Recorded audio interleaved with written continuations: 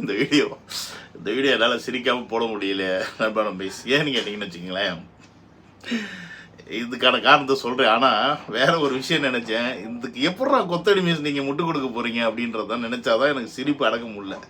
அந்த அளவுக்கு இருக்குது. ஏண்டா எல்லாரும் விஜய் ஆயிட முடியுமா? எல்லாரும் விஜய் ஆயிட முடியுமா? 75 வருஷ கட்சின்னு சொல்லிக்கிறீங்களேடா டேய்.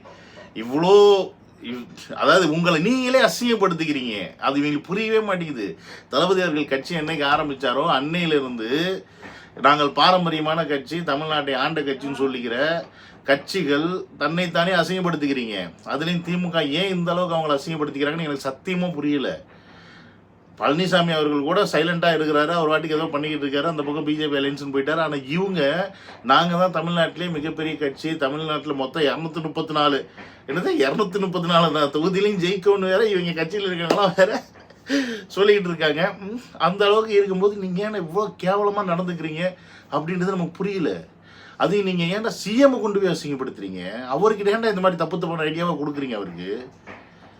அவருக்கு இப்படி கொடுத்து அவர் மேலே வச்சிருந்த ரெஸ்பெக்ட்ன்ற ஒரு விஷயத்த இவங்க என்ன எப்படி இந்த ஐடியாவில் அவர் ஒத்துக்கிறாருன்னு தெரியல.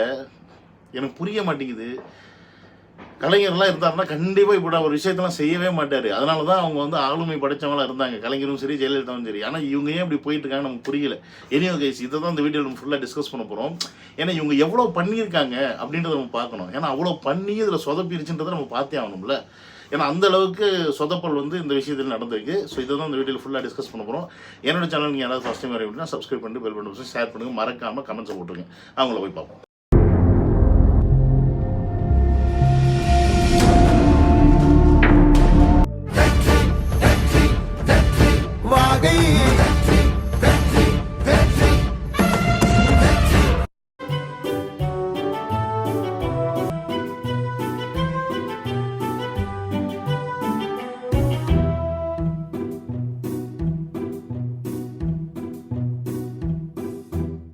Welcome to Vijay talk and welcome to another video. So இந்த ரோட் ஷோ இது வந்து திட்டமிட்டு பண்ணது தான். இதில் வந்து திடீர்னுலாம் ஒன்றும் பண்ணலை. எனக்கு தெரிஞ்சு விஜய் அவர்கள் மதுரைக்கு வந்தோடனே அந்த மதுரையில் அந்த கூட்டத்தை பார்த்துட்டு இவங்க நம்ம இதை வந்து விஜயை பீட் பண்ணி ஆகணுன்ற எண்ணத்திலே பண்ண மாதிரி தெரியுது. இது எப்படி இருக்குன்னா, புளியை பார்த்து பூனை சூடு போட்டுக்கிச்சுன்ற கதை தான். இதில் யாரை புளின்னு சொல்கிறேன், யாரை பூனைன்னு சொல்கிறேன் நீங்களே முடிவு பண்ணிங்க. ஏன்னா விஜய் அவர்கள் அப்படின்றவர் பல வருடங்கள், கிட்டத்தட்ட 40 வருடங்களுக்கு மேலே அப்படின்னு நினைக்கிறேன். அந்த டயத்துக்கு மேலே அவர் மதுரை வரும்போது, ஏர்போர்ட்டுக்கு வரும்போது அவருக்காக மக்கள் காத்து நின்னாங்க. காலையில் வந்துடுவாருன்னு நினைச்சவங்களுக்கு சாயந்தரம் 4 மணி தான் வர்றாருன்னு தெரிஞ்சவொடனே கூட்டம் போயிட்டு அப்படியே அப்புறமா வருவோம்லாம் இல்லை, அங்கேயே காத்து கிடக்குறாங்க. பிள்ளைங்க பசியோடு இருந்தாலும் அங்கேயே காத்து கிடந்தாங்க. அவர் வந்ததுக்கப்புறம் அவர் வரவேற்று அவர் அனுப்புறதுக்குள்ளேயும் பெரும்பாடாகி போச்சு. ஏன்னா ஒரு அழகர் வந்த மாதிரி அவரை வந்து ட்ரீட் பண்ணாங்க மதுரை மக்கள். இப்போ இங்கே என்ன நடந்துக்கிட்டு இருக்கு, இவர் வர்றாரு, அந்த இடத்துல ஒரு ஆரவாரம் இல்லை, ஒரு சந்தோஷம் இல்லை, ஒரு கூச்சல் இல்லை. அதாவது ஒரு தமிழ்நாட்டுடைய சிஎம், நம்மளுடைய கரண்ட் சிஎம் வர்றாருன்ற அந்த ஒரு சந்தோஷமே இல்லை மக்கள் மனசில். அவங்களாம் கண்டிப்பாக அஃப்கோர்ஸ் எதுக்கு எப்படி வந்திருப்பாங்க நம்ம எல்லாருக்குமே தெரியும். காசு கொடுத்து தான் கூப்பிட்டு வந்திருப்பாங்க. அவங்க நிற்கிறது கூட அந்த காசு கொடுத்தும் அவங்களால அந்த கூட்டத்தை கூட்ட முடியலன்றதே இந்த நிற்க வச்சிருந்த இடத்துலே தெரியுது. அதாவது பிளான் பண்ணவங்க எவ்வளோ கேவலமாக பிளான் பண்ணியிருக்காங்கன்னா, ஒரு ரோட் ஷோ அப்படின்றத நீங்கள் காசு கொடுத்து கூட்டிகிட்டு வரீங்கன்னு தெரியும் போது இவ்வளோதான் மக்கள் வர்றாங்க அப்படின்னா அந்த மக்களுக்கு ஏற்ற மாதிரி நீங்கள் திட்டமிடணும். ஒரு 1 கிலோமீட்டருக்குள்ளேயோ இல்லை 2 கிலோமீட்டருக்குள்ளேயோ, புரியுதுங்களா இல்லையா? சரி, சிஎம்முக்கு ப்ரோட்டோகால் இருக்குது, வண்டிக்கிட்ட யாரும் வர முடியாது, அந்த டிஸ்டன்ஸில் மெயின்டைன் பண்ண வைக்கிறீங்கல்ல, அட்லீஸ்ட் அந்த இடத்துல கூட்டம் இருக்கணும்டா. அங்கே கூட கூட்டம் இல்லாமல் ஒவ்வொருத்தருக்கும் என்னுள்ள 2 பேர் உள்ளே போகிற மாதிரி கேப் போட்டு நிற்க வச்சுருக்கீங்க. என்னடா இவ்வளோ கேவலமாக நீங்கள் ஆர்கனைஸ் பண்ணியிருக்கீங்க? இதை பார்த்து உங்களை வந்து சிஎம் என்ன திட்டலையா அவர் எதுவும்? கண்டிப்பாக நம்ம போய் திட்டிருப்பார், என்னடா அப்படி பண்ணி வச்சுருக்கீங்கன்னு. ஆனால் இருந்தாலும் இதை பார்த்து அவர் ஒத்துக்கிட்டா இருப்பாருங்க. அதுதான் எனக்கு பெரிய பிரச்சனை. எனக்கு வந்து எப்படி அதை ஒத்துக்கிட்டார், அவர் ஏன் ஒத்துக்கிட்டாருன்னு எனக்கு தெரியல. தன்னைத்தானே ஏன் அவர் வந்து ஒரு எப்படி சொல்கிறது, என்னதான் இருந்தாலும் நம்ம அவரை எதிர்த்து பேசினாலும் வயசுக்குன்னு ஒரு மரியாதை இருக்குல்ல, அவர் ஏன் அதை பண்ணணும் அப்படின்ற கேள்வி தான் நமக்கு வருது. இனி அவருடைய பாடு, அவருடைய பொதுக்கூட்டம், அவருடைய கட்சி, அவங்க என்னமோ பண்ணுறாங்க.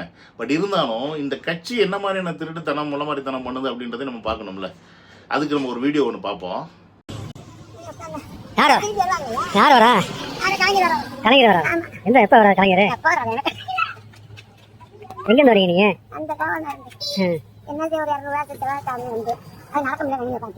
கலைஞர் வராரு? யார் கூட்டு வந்தாங்களா?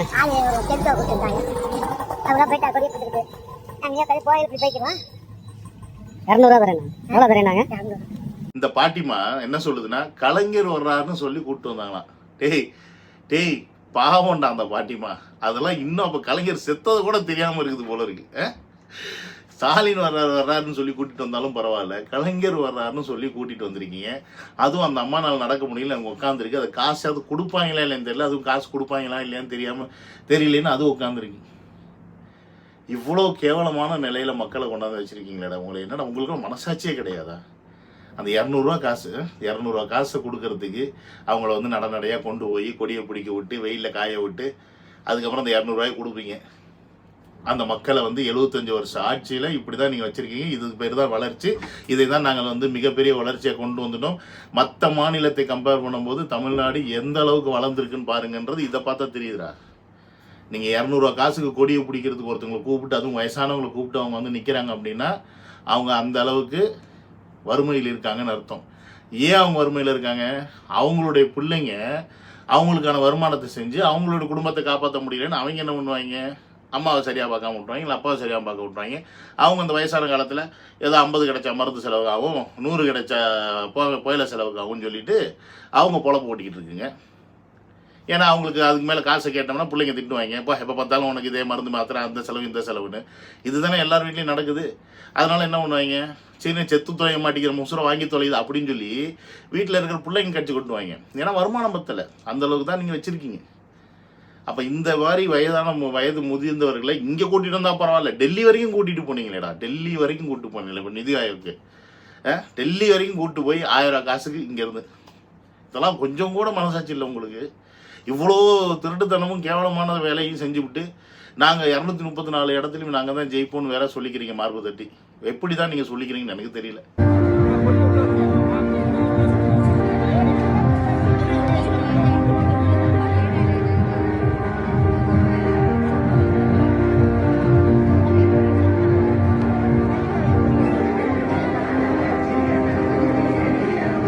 இப்போ இந்த வீடியோ பார்த்துருப்பீங்க. இதில் பார்த்தீங்கன்னா சுற்றி முற்றி எல்லா கடையும் மூடி இருக்கு, டாஸ்மாக் பார் மட்டும் ஓப்பனில் இருக்கு. இதுதான் திமுக ஆட்சி. உங்களுக்கு புரியுதா? அதாவது தளபதி அவர்களுடைய முதல் மாநாடு நடந்துச்சு. அந்த மாநாடு நடந்து முடிஞ்சதுக்கு அப்புறமா அங்கே இருக்க கடைகள்கிட்ட போயிட்டு, கடைகளில் இருக்கவங்கள்ட்ட போயிட்டு, இந்த மாநாடு நடந்து முடிஞ்சதுக்கப்புறம் உங்களுக்கு ஏதாவது பிரச்சனை இருந்துச்சா, இங்கே வந்து கூட்டனால பிரச்சனை இருந்துச்சான்னு சொல்லும்போது அங்கே இருந்தவர்கள் என்ன மாதிரியான பதிவு பண்ணாங்கன்னா, இதே மற்ற கட்சிகள் வந்து ஒரு மாநாடு நடத்தினா நாங்களாக வாலின்ற கடையை பூட்டிட்டு போயிடுவோம். ஆனால் இங்கே தளபதி அவர்கள் இவ்வளோ பெரிய மாநாடு நடத்தியும் எங்களுக்கு இவர்னால இன்னைக்கு பல மடங்கு லாபம் தான் வியாபாரத்தில் கிடைச்சதே ஒழிய சின்ன ஒரு பிரச்சனை கூட இல்லை. என்னது, சின்ன ஒரு பிரச்சனை கூட நடக்கலை. அந்த அளவுக்கு தமிழக வெற்றி கழகத்தின் ஆதரவாளர்கள், விஜய் ரசிகர்கள், தொண்டர்கள் போனாலும் இங்கே சந்தோஷம் மட்டும்தான் இருந்துச்சு விட இங்கே சங்கடம் எங்களுக்கு ஏற்படலை அப்படின்ற ஒரு விஷயத்த பதிவு பண்ணியிருந்தார். ஆனால் இதே இந்த இடத்துல பார்த்தீங்கன்னா அந்த டாஸ்மாக் பார் மட்டும்தான் ஓப்பன் பண்ணி வச்சுருக்காங்க, மற்ற எதுவுமே இல்லை. மிஞ்சி போனால் அங்கே பிரியாணி கடை ஓப்பன் பண்ணி வச்சுருப்பாங்க. அது கூட திமுக சார்பில் யாராவது கடை வச்சுருந்தா ஓப்பன் பண்ணி வச்சுருப்பாங்க. வேற யாராவது வச்சுருந்தா பூட்டிட்டு போயிருப்பாங்க, இவங்களுக்கு ஓசி பிரியாணி வேண்டாம் கொடுக்குறது அப்படின்னு. அதனால் அந்த அளவுக்கான ஒரு கட்சியை தான் உருவாக்கி வச்சுருக்காங்க. இந்த அளவுக்கான ஒரு மக்களை தான் இவங்க ஒரு அடிமையாக, அதாவது ஓட்டு மட்டுமே போடக்கூடிய அடிமை ஜென்மங்களாக தமிழர்களை இவங்க வச்சுருக்காங்க இத்தனை வருஷமாக. இதுதான் இவங்க பண்ண சாதனை.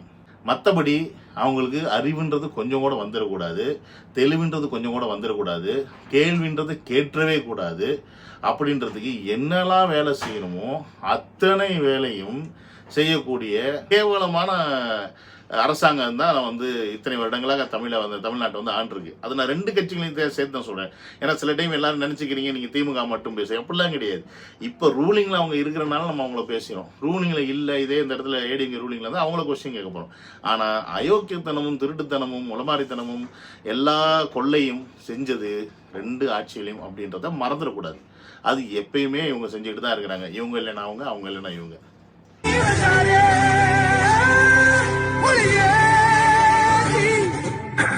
பழங்குடி மறந்தடி செழிக்கும் நல்லாட்சி தமிழ் மொழி பயன்வழி செழிக்கும் நல்லாட்சி பொன்னாமின்னும் மண்ணு என கலைஞரோட சன்னு. இந்த வீடியோ பார்த்துருப்பீங்க.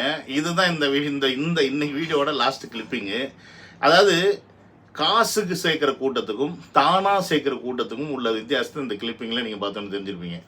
வண்டி இப்படி கிராஸ் ஆகுது, மக்கள் எல்லாம் இப்படி கிராஸ் ஆகுறாங்க, அவ்வளவுதான் கிளம்பிட்டாங்க. அதாவது அந்த வண்டி கிராஸ் ஆனோடனே இப்படி கிளம்பிடுறாங்க. ஸோ காசுக்கு நீங்கள் கூட்டிகிட்டு வந்தீங்க அப்படின்னா அவ்வளோதான், கடமை வேலை. அந்த வண்டி கிராஸ் ஆனோடனே அவங்க போயிட்டே இருப்பாங்க, அவங்க வேலை முடிஞ்சிருச்சு. இதே ஒரு அன்போடு சேர்ந்துருந்தாங்கன்னா அந்த கூட்டம் இந்நேரம் அங்கேயே நின்றுக்கும், அந்த வண்டி பின்னாடி ஓடி வந்திருக்கும். இதெல்லாம் நீங்கள் மதுரையில் பார்த்தீங்க, கோயம்புத்தூரில் பார்த்தீங்க. இதுதான் அன்பால் சேர்கிற கூட்டம். இத்தனைக்கும் நீங்கள் சொன்ன மாதிரி தளபதி வந்து என்ன செஞ்சுட்டாரு, தளபதி வந்து என்ன கிழிச்சிட்டாரு, விஜய் வந்து என்ன பண்ணிட்டாரு, அதை பண்ணிட்டாரு, இதை எதுவுமே பண்ணலைன்னு நீங்கள் சொல்கிறீங்க. இருந்தாலும் அவர் ஏதோ சின்ன சின்னதாக அவரால் முடிஞ்சது பண்ணியிருக்காருன்னு நாங்கள் சொன்னாலும் நீங்கள் சொல்கிற மாதிரி அரசாங்கமாக இருந்து அவர் எதுவும் பண்ணலை. அப்படின்னும் போது அப்போ அவரை பார்ப்பதற்காக இருந்தாலும் சரி, ஒரு நடிகராய் பார்ப்பதற்காக இருந்தாலும் சரி, இல்லை ஒரு தமிழக வெற்றி கழகத்தின் தலைவராக பார்ப்பதற்காக இருந்தாலும் சரி, கூட்டம்னு ஒன்று அங்கே கூடுது பத்தியா. அதுவும் அந்த கூட்டம் வந்து அவர் போகிற வரைக்கும் அவர் போனாலும் அவர் பின்னாடியே தொடர்த்துக்கிட்டே போகுது பத்தியா. அது பேர் தான் உண்மையான அன்பு, உண்மையான பாசம். அந்த பாசம், அந்த அன்பு இருக்கிற அந்த நம்பிக்கையில் தான் இன்றைக்கி தமிழக வெற்றி கழகம் வந்து கட்சி ஆரம்பித்து அவர் இந்த மக்களுக்கு நல்லது செய்யணும் அப்படின்னு சொல்லி வந்திருக்காரு. அப்போ அதை மக்கள் இன்றைக்கி புரிஞ்சுக்கிறாங்க. இன்றைக்கி மக்களுக்கு வந்து ஒரு மாற்றம் தேவைப்படுது. அவங்களும் சலிச்சுட்டாங்க. கொள்ளையடிச்சு நீங்கள் குடும்பத்தை பார்த்துக்கிட்டே இருக்கிறீங்க, அதையும் மக்கள் பார்த்துக்கிட்டே இருக்கிறாங்க. ஒரு மாற்றம் இல்லைன்னு அவங்க ஃபீல் பண்ணிக்கிட்டு இருக்கும்போது இப்போ தளபதி அவர்கள் வந்திருக்காரு. ஏன்னா திரும்ப நான் சொல்கிறது ஒன்று தான், மாற்றம் அப்படின்னு சொல்லி விஜயகாந்த் வரும்போது அவரை விட்டுட்டாங்க. ஆனால் இந்த வாட்டி விஜயர்களை விட்டுறவே கூடாது அப்படின்றதுல மிக தெளிவாக மக்கள் இருக்காங்க, மிக தெளிவாக இருக்கிறாங்க. அதை நீங்கள் புரிஞ்சுக்கிட்டு மக்களுக்கான அரசியலை நீங்கள் முன்னெடுத்தீங்க அப்படின்னா அட்லீஸ்ட் எதிர்கட்சியாவது 2026 வர முடியும். இல்லை நாங்கள் எங்களை விளம்பரப்படுத்திப்போம், விளம்பர மாடல் அரசு தான் பண்ணுவோம், இன்னும் நாங்கள் வந்து இந்த அளவுக்கு மேலேயும் நாங்கள் இறங்கி இன்னும் விளம்பரம் பண்ணிப்போம் அப்படின்னா அது இன்னும் எந்த லட்சணத்துக்கு போய் முடியும் அப்படின்னு நமக்கு தெரியாது. அது உங்களுடைய பழம்பெரும் கட்சிக்கு தான் அவமானம், அசிங்கம் அப்படின்றத நீங்கள் புரிஞ்சுக்கணும். ஸோ இல்லாத நாங்கள் புரிஞ்சுக்க மாட்டோம், திருப்பி இதே இந்த கோமாளித்தனங்களை தான் நாங்கள் செய்வோம் அப்படின்னா நீங்கள் செய்யுங்க. எங்களுக்கு என்டர்டெயின்மெண்ட்டுக்கு குறை இருக்காது அப்படின்றத நான் இந்த வீடியோ மூலம் சொல்லிட்டு முடிச்சுக்கிறேன். So another video, love you all, take care, bye bye.